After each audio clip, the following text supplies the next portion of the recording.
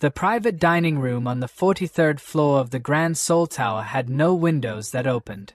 Kim Young had designed it that way. Not for security, though that was the excuse his architects were given. No. The real reason was simpler, and far more telling. He did not want the sound of the outside world interrupting the sound of men lying to his face. And tonight, as always, they were doing exactly that. 14 of them, seated in a horseshoe around a table dressed in white linen and imported crystal, each one a lieutenant, a broker, or a name that moved money through cities they'd never personally visited. They sat with the particular stillness of men who had learned, sometimes the hard way, that fidgeting in Kim Young's presence was interpreted as guilt. He hadn't touched his food. He never did, at these dinners. He ordered. He Saturday. He let the meal be served. And then he watched, the way a man watches a card game he already knows the outcome of, cataloging every micro-expression, every too-quick smile, every blink that came half a second late. Tonight, he had done something different. He had told them a lie. A small one. A surgical one. He'd stated, with complete calm, that the Busan shipment had arrived 4 days early, when in truth, it hadn't arrived at all. He said it the way he said everything, without inflection, without invitation for response. And then he'd gone quiet, and picked up his wine glass, and waited. Every single man at that table had nodded. Yes, of course. The Busan shipment. 4 days early. Impressive, as always. 14 nods. 14 performances. 14 men so consumed by the project of surviving Kim Young that not one of them had the spine, or the intelligence, to say, "Sir, that's not what our records show." He set his wine glass down. He was so tired of it. "Refill, sir." The voice came from his left, unhurried, professional, carrying the particular neutrality of someone whose job requires them to be invisible. He didn't look up immediately. He rarely acknowledged service staff mid-thought. But then she spoke again. Not to offer anything. Not to apologize for the interruption. "Sir," there was a pause, and in that pause was something he hadn't encountered in longer than he could honestly remember. A kind of gathering. Like someone making a quiet, private decision. The Busan shipment didn't come in early. It hasn't come in at all. I heard you mention it when I was pouring for Mr. Chai, and I don't know why nobody at this table said anything, but that's not correct. The room stopped breathing. Kim Young turned his head slowly. She was standing with a wine bottle in one hand and her other arm at her side, and she was not, notably, fascinatingly, not shrinking. Her chin was level. Her finger, just barely extended, pointed in his direction with the calm precision of someone correcting a math problem on a whiteboard, not challenging the most dangerous man in 3 provinces. Her name tag read, Nulla. She looked at him the way people look at things they've already decided not to be afraid of. Behind him, he heard one of his lieutenants shift in his seat, the sound of a man preparing to have a waitress removed, or worse. Young raised one finger, almost imperceptibly. The shifting stopped. He studied her face. There was no performance there.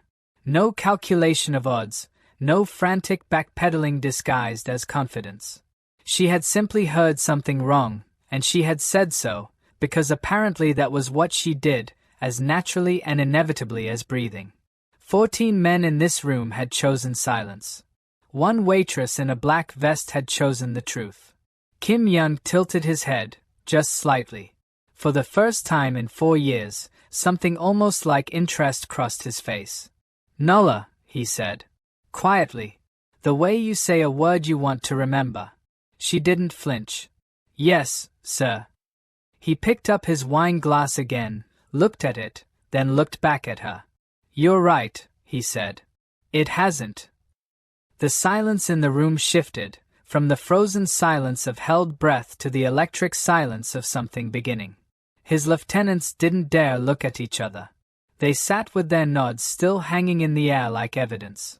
Nulla gave a single, composed nod, "Of course I'm right," and moved to refill the next glass. Kim Young watched her go. And for the first time in longer than he could remember, he did not want the dinner to end. Subscribe to see how this unfolds, and comment where you're watching from. I would love to say hello to you, just to know how far our story is reaching. The private dining room on the 43rd floor of the Grand Seoul Tower had no windows that opened. Kim Young had designed it that way. Not for security, though that was the excuse his architects were given. No. The real reason was simpler, and far more telling. He did not want the sound of the outside world interrupting the sound of men lying to his face. And tonight, as always, they were doing exactly that. 14 of them. Seated in a horseshoe around a table dressed in white linen and imported crystal, each one a lieutenant, a broker, or a name that moved money through cities they'd never personally visited. They sat with the particular stillness of men who had learned, sometimes the hard way, that fidgeting in Kim Young's presence was interpreted as guilt. He hadn't touched his food. He never did, at these dinners. He ordered. He Saturday. He let the meal be served. And then he watched, the way a man watches a card game he already knows the outcome of, cataloging every micro-expression, every too-quick smile, every blink that came half a second late. Tonight, he had done something different. He had told them a lie. A small one. A surgical one. He'd stated, with complete calm, that the Busan shipment had arrived 4 days early, when in truth, it hadn't arrived at all. He said it the way he said everything, without inflection, without invitation for response. And then he'd gone quiet, and picked up his wine glass, and waited. Every single man at that table had nodded. Yes, of course. The Busan shipment. 4 days early. Impressive, as always. 14 nods. 14 performances. 14 men so consumed by the project of surviving Kim Young that not one of them had the spine, or the intelligence, to say, "Sir, that's not what our records show." He set his wine glass down. He was so tired of it. "Refill, sir." The voice came from his left, unhurried, professional, carrying the particular neutrality of someone whose job requires them to be invisible. He didn't look up immediately. He rarely acknowledged service staff mid-thought. But then she spoke again. Not to offer anything. Not to apologize for the interruption. "Sir," there was a pause, and in that pause was something he hadn't encountered in longer than he could honestly remember. A kind of gathering. Like someone making a quiet, private decision. The Busan shipment didn't come in early. It hasn't come in at all. I heard you mention it when I was pouring for Mr. Chai, and I don't know why nobody at this table said anything, but that's not correct. The room stopped breathing. Kim Young turned his head slowly. She was standing with a wine bottle in one hand and her other arm at her side, and she was not, notably, fascinatingly, not shrinking. Her chin was level. Her finger, just barely extended, pointed in his direction with the calm precision of someone correcting a math problem on a whiteboard, not challenging the most dangerous man in 3 provinces. Her name tag read, Nulla. She looked at him the way people look at things they've already decided not to be afraid of. Behind him, he heard one of his lieutenants shift in his seat, the sound of a man preparing to have a waitress removed, or worse. Young raised one finger, almost imperceptibly. The shifting stopped. He studied her face. There was no performance there. No calculation of odds, no frantic backpedaling disguised as confidence. She had simply heard something wrong, and she had said so, because apparently that was what she did, as naturally and inevitably as breathing. 14 men in this room had chosen silence. One waitress in a black vest had chosen the truth. Kim Young tilted his head, just slightly. For the first time in 4 years, something almost like interest crossed his face. "Nulla," he said. Quietly. The way you say a word you want to remember. She didn't flinch. "Yes, sir." He picked up his wine glass again, looked at it, then looked back at her. "You're right," he said. "It hasn't." The silence that followed was a different animal entirely from the silence that had preceded it. Before, the room had been quiet with obedience, the cultivated, suffocating quiet of men who had edited themselves so completely that only agreement remained. Now the quiet had texture. It had weight. It pressed against the walls and the crystal and the untouched food, and every man at that table sat inside it like someone who had just watched a car stop an inch before the edge of a cliff. Nobody moved. Nobody breathed in a way that could be described as voluntary. Young's lead lieutenant, a compact, silver-haired man named Beck who had been with him for 11 years and survived things that had ended other men's stories permanently, even Beck had gone perfectly still, his fork suspended above his plate in a position he would not have been able to explain if asked. They were all waiting for the correction. The cold, quiet signal that preceded consequences. It didn't come. What came instead was something none of them had vocabulary for, because none of them had ever seen it on his face before. Kim Young was looking at Nulla the way a man looks at a lock his spent years believing was unpickable, only to watch someone open it with a hairpin. Not anger. Curiosity. Nulla, for her part, had already moved on. She refilled the glass of the man to Young's left with the same composed efficiency she'd brought to every table that evening, and she did not look back, not because she was dismissing him, but because, as far as she was concerned, the matter was simply concluded. Something had been wrong. She had said so. It was now correct. That was the end of it.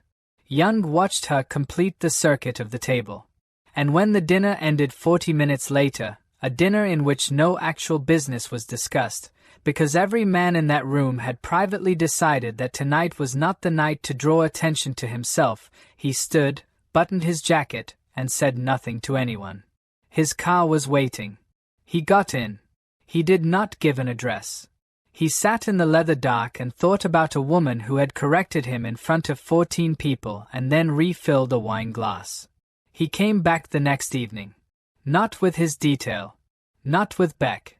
He came alone, at 7:15, in a car that was expensive but not ostentatiously so, wearing a jacket without a tie, which for Kim Young was the sartorial equivalent of arriving in disguise.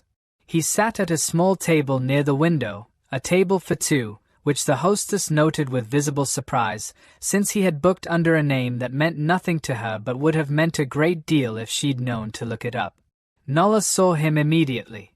She finished delivering a bread basket to table 9 before she came over, because she was not the kind of person who abandoned a task mid-motion regardless of who had just walked in. She set her tray under her arm, took out her notepad, and looked at him with the same level expression she'd worn the night before. "Back again," she said. "Not a question. Not an accusation.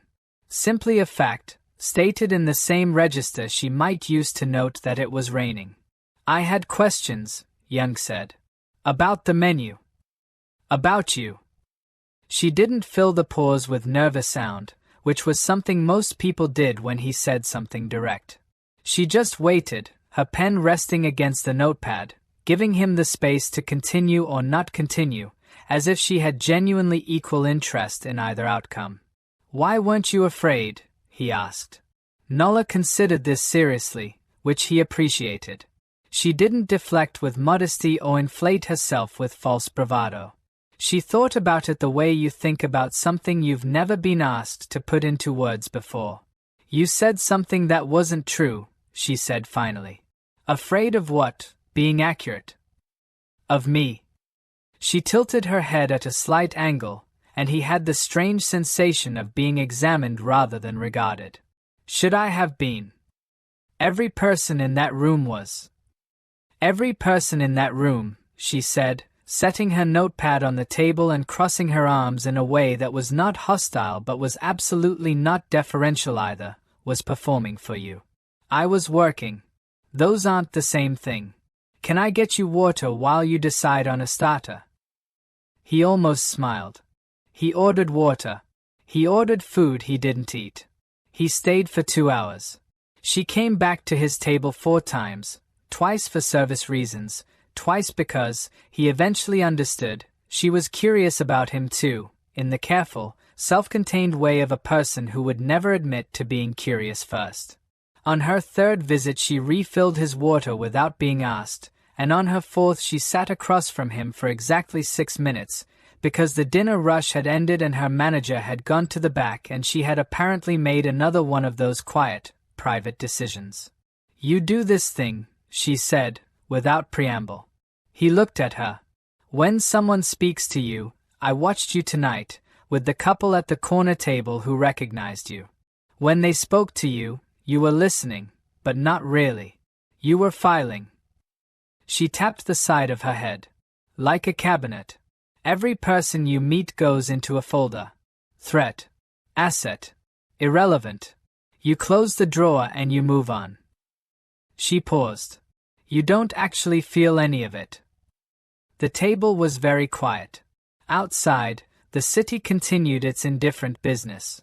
"That's an observation," Young said, "from someone who's known me for approximately 48 hours. "I don't need 48 years to see a filing cabinet," Nola said. "What folder am I in?" He didn't answer immediately, which, she would later reflect, was its own kind of answer, because Kim Young was a man who always knew what to say, who had built an empire partly on the precision of his language, and she had just asked him a question he genuinely did not have a pre-prepared response for. "You're not," he said, finally, "in a folder." She nodded once, as if this confirmed something. "That bothers you?" "It interests me."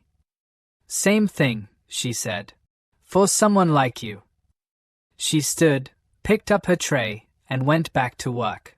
He left a tip that was accurate and not extravagant, because he understood somehow that anything else would be misread as an attempt to file her under obligation, and that was one drawer she would never open.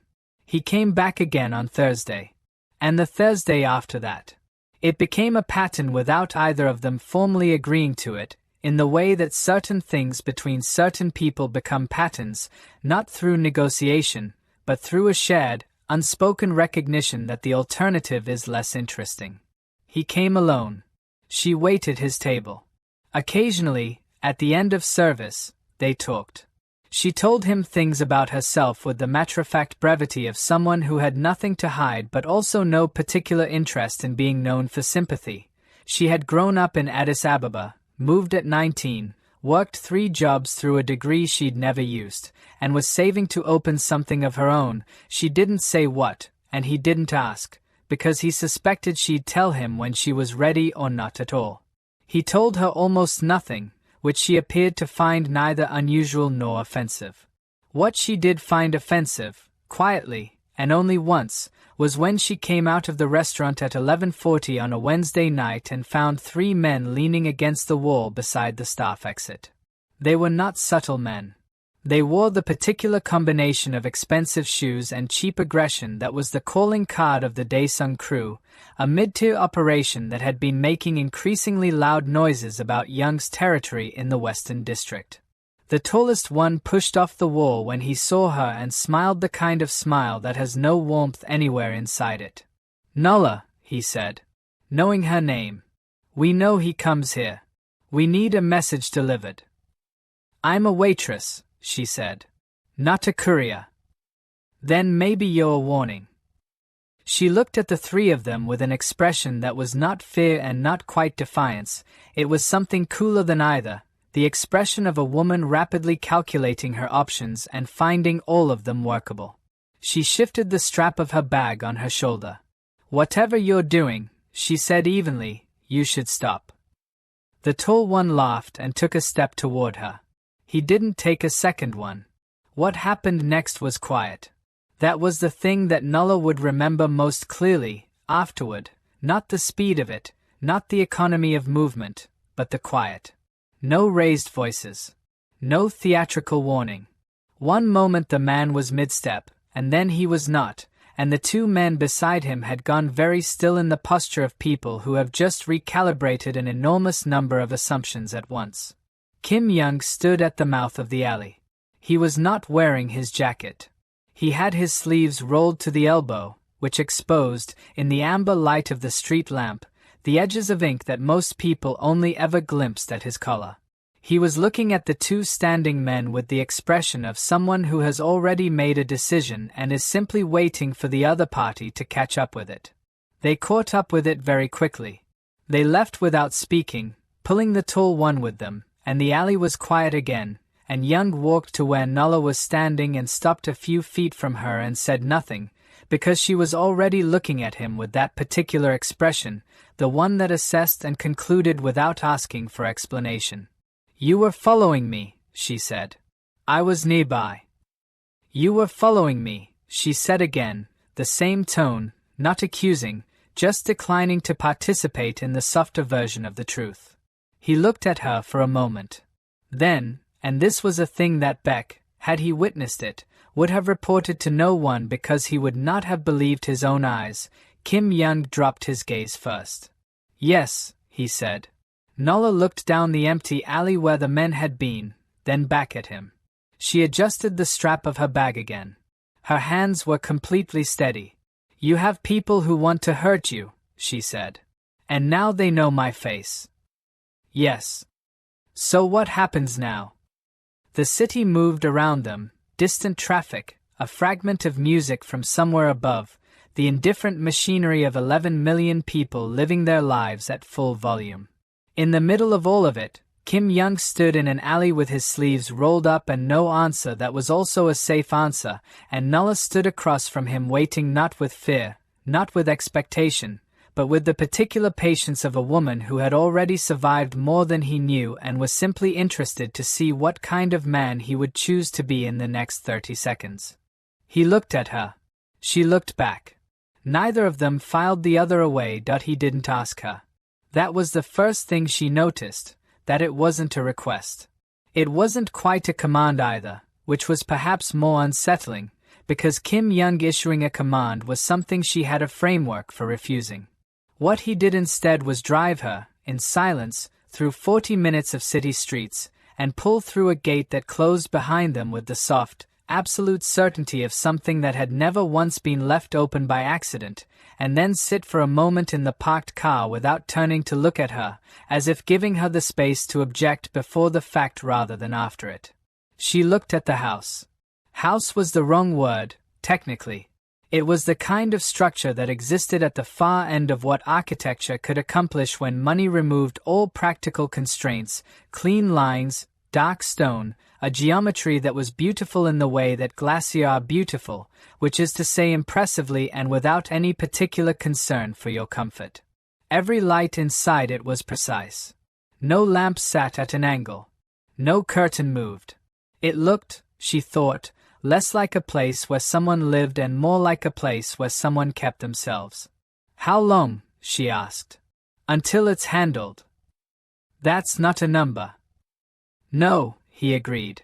"It isn't." She picked up her bag from the footwell and got out of the car, because the alternative, going back to her apartment where 3 men now knew her face, was the kind of choice that only looked like freedom. She was practical. She had always been practical. Sentiment had its place, and its place was not in a dark alley at midnight negotiating with a man who had just disassembled someone with his bare hands without raising his voice.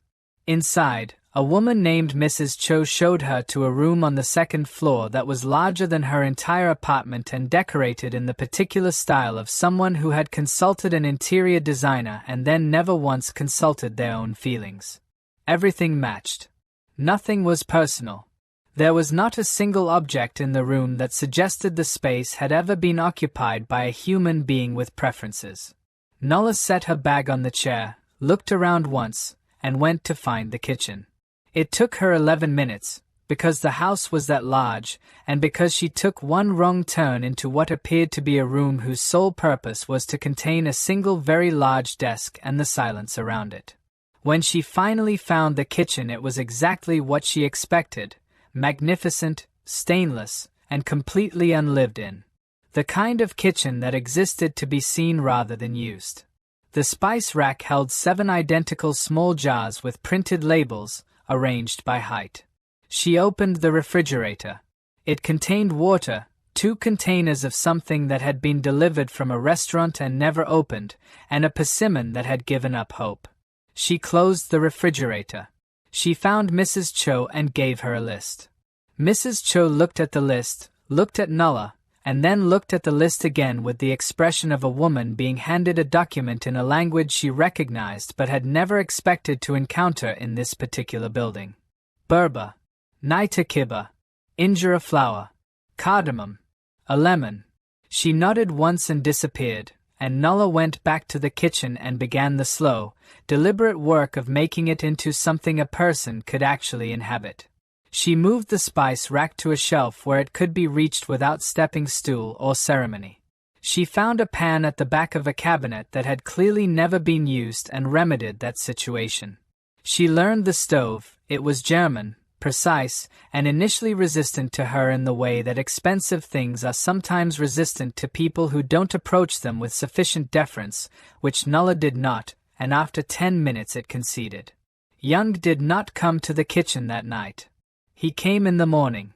She heard him before she saw him, the particular quality of footsteps that belonged to someone who was accustomed to moving through a space without being noticed, who had now become uncertain, for perhaps the first time in the history of this hallway, whether to proceed or not. She didn't turn around. She was managing 3 things on the stove simultaneously, and one of them required attention, and she had learned that the most effective way to give someone like Young permission to be somewhere without making it obvious you were giving permission was to simply be very busy facing the other direction. He came in and stood at the edge of the kitchen. The room smelled of spiced butter and cardamom and something deeper beneath it, the particular warmth of food made from actual knowledge, the kind of knowledge that lives in hands and not in recipes. It was the smell of someone's grandmother's kitchen and someone's mother's Saturday morning, and it hit the glacial interior of Kim Young's architectural monument like sunlight on ice, slowly and with structural implications.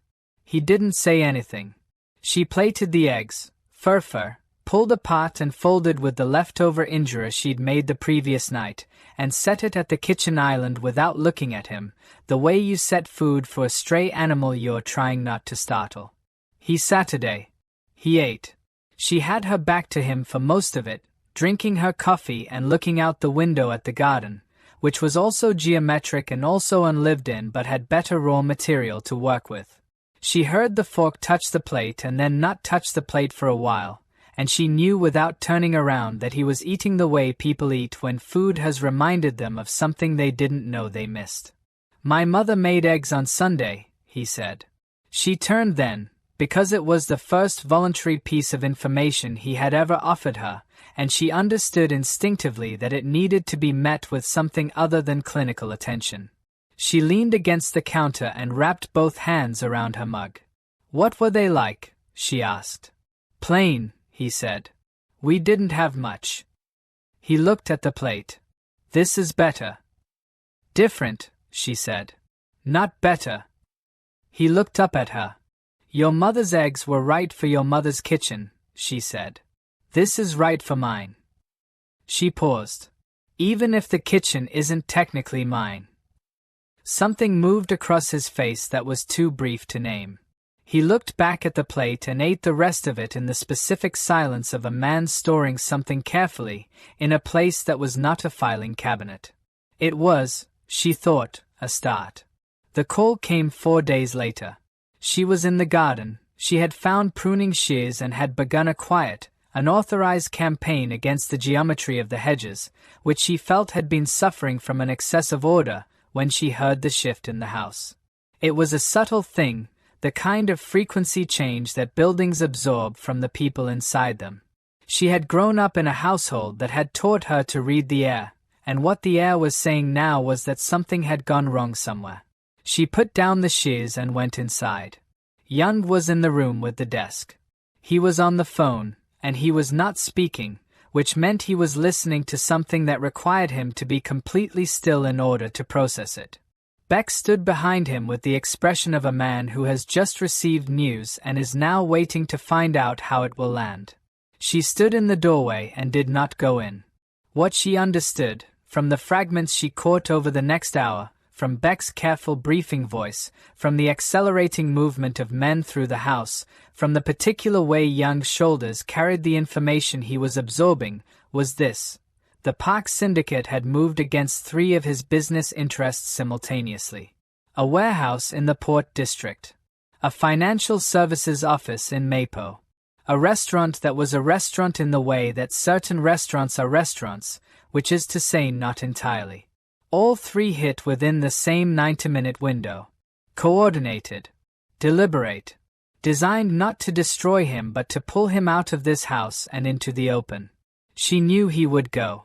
She knew it the way she knew the stove's personality and the garden's geometry, through observation and the conclusions that followed inevitably from it. Kim Young was not a man who sent people to handle things that were meant to be handled by his presence. His presence was the message. That was the entire point of being what he was. She didn't try to stop him. She went to the kitchen instead and made tea and waited, because waiting was its own form of action and she was good at it. He came back at 2 in the morning. She knew it was bad from the way Mrs. Cho appeared in the hallway outside the kitchen with a medical kit and a face arranged into the careful neutrality of someone who had done this before and had learned not to show that it was the kind of thing you had to learn.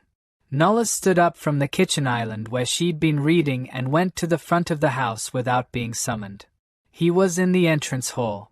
He had his jacket off and his shirt was dark at the side in the way that had nothing to do with color choice, and he was standing with the rigid, controlled upright posture of a man who is in significant pain and has decided that the pain is not relevant.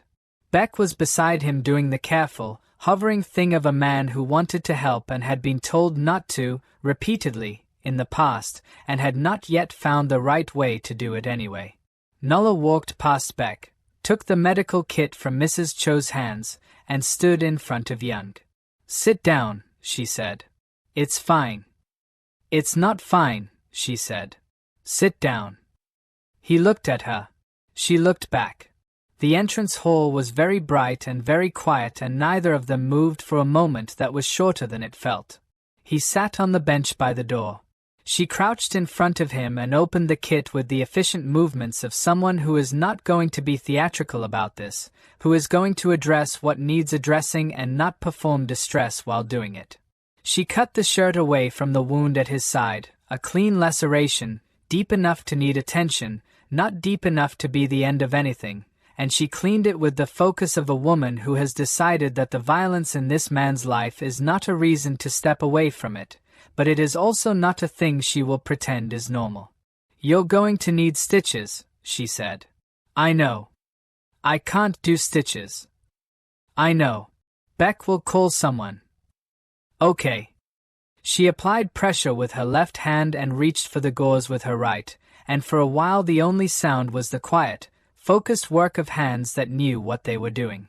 He was watching her face. She could feel it, the same way she'd felt it across a dinner table weeks ago, that quality of attention that had nothing performing in it. "You could have left," he said. "When the syndicate started moving. You knew what it meant." "I knew what it meant," she agreed. "Most people would have." "I'm not most people," she said, without looking up. "You know that. That's why I'm here." She pressed a pad of gauze to the wound and sat back on her heels and looked at him then, properly, the way she had looked at him that first night, without calculation or theatre, just clear and direct and willing to see what was actually there. What was actually there surprised her. Not the injury. Not the exhaustion, though that was present too, sitting on him like a second coat. What surprised her was what was underneath all of it, visible in the way that things are only visible when a person has been stripped of their usual armor by pain and 4 in the morning and the quiet, unasked-for presence of someone who stayed, a kind of hollowness. Not emptiness. Hollowness. The particular interior echo of a man who had built everything around himself and nothing inside. She had seen it before. She had named it, weeks ago, in a restaurant, the filing cabinet. The system. What she hadn't understood then was that the system wasn't cruelty. It was protection. It was a man who had learned, Somewhere in the long history that preceded the tattoo at his neck and the glacial house and the 14 men who nodded at lies, who had learned that feeling things was a vulnerability he could not afford, and had built, with extraordinary competence, an architecture of non-feeling that had kept him functional and kept him safe and kept him, she now understood, profoundly and utterly alone. She put the medical kit aside. She did not move away. "How long?" she asked. Not about the wound. The angle of the question was different and he knew it. He was quiet for a long time. Beck had disappeared somewhere, she didn't know when, he had a gift for it. "Since I was 23, Young said finally. "My second year running the Mapo operation. Someone I trusted." He stopped. "After that it was easier not to." "Easier," she said. "Yes." "And is it? Still?" He looked at her. The entrance hall was very bright. There was nowhere to put his face that wasn't also her face, and after a moment he stopped trying. "No," he said. "It hasn't been. Not for a while." She nodded once, not with triumph, not with pity, but with the acknowledgement of someone who has been waiting for a true thing and is glad it finally arrived. She stood, and he caught her hand, not urgently, not possessively, the way you catch something you're afraid of dropping, and she looked down at his hand around hers and then back at his face and didn't pull away. "I'm not a folder," she said. "No," he said. "You're not. I'm not a safe house either. Or a project." "I know. What am I, then?" He looked at her hand in his. He looked at the kitchen doorway, where the light was still on, where the whole house smelled faintly of cardamom and spiced butter and something that had not been there 4 days ago, warmth, simple and specific, the kind that does not come from thermostats or architecture or any amount of money directed at interior design. It comes from people. From one person, sometimes, who decides that a cold space has potential and brings pruning shears to the garden and moves the spice rack and makes eggs on a Tuesday morning like it's the most natural thing in the world. He looked at her. "You're the only person," he said, "who has ever been in this house and made it feel like someone lives here." Nulla was quiet for a moment. Outside, the city was doing what it always did, enormous, indifferent, full of its own noise. Inside, in the entrance hall of a house that had been a fortress for longer than it had been anything else, Kim Young held a woman's hand and told the truth without being asked, which was perhaps the most remarkable thing he had done in 20 years. And Nulla stood in her work clothes at 2 in the morning with gauze on her hands and looked at a man who had spent decades filing the world away, and felt the particular satisfaction of watching a cabinet slowly open. She didn't say "I know." She didn't say "I told you so," although she had, in a restaurant, with a wine bottle in one hand and absolutely zero concern for the consequences. She sat down beside him on the bench. They stayed like that until Beck's doctor arrived, not close in the way that announces itself, but close in the way that simply is, the warmth of one person beside another in a bright hallway at the far end of a long night, neither of them performing anything at all. It was, she thought, the realest thing in the building. And in the morning, she would make breakfast again. And that is where we leave them, not with a grand declaration, not with the world suddenly made simple, but with 2 people sitting side by side in a bright hallway at 2 in the morning, neither one performing anything for the other. No filing. No systems. Just warmth. Kim Young, a man who built an empire on silence and control, undone, quietly and completely, by a woman who simply refused to be afraid of him. And Nulla, a woman who only wanted to live an unbothered life, who walked into the most dangerous room of her life, pointed her finger at the most dangerous man in it, and told the truth like it cost her nothing. Because to her, it didn't. That's the thing about real people in a world full of performances. They don't calculate the risk of being honest. They just are. If this story moves something in you, if you found yourself holding your breath in that dining room, or smiling in that kitchen, or feeling something in that entrance hall at the end, then you already know why stories like this matter. They remind us that power without warmth is just a very expensive, very lonely house. And that sometimes the most radical thing a person can do, in any room, is simply tell the truth. This story is just getting started. There is still the Park Syndicate to face. Still the question of what Young becomes when he stops filing and starts feeling. Still the question of what Nulla does when the world she stepped into tries to swallow her whole, and whether the man she reached will be worth what it costs her. Subscribe so you don't miss a single chapter. Hit the notification bell, because this is the kind of story that moves fast, and I would hate for you to arrive at a scene and find out you missed everything that made it matter. And before you go, drop a comment and tell me where you're watching from. Every single location, every city, every country, every time zone, pulling this up at midnight because you couldn't sleep and needed a story worth staying awake for. I read every one. I will say hello to you personally, because this story is traveling somewhere, and I want to know exactly how far. Thank you for watching. Thank you for feeling it. See you in the next chapter.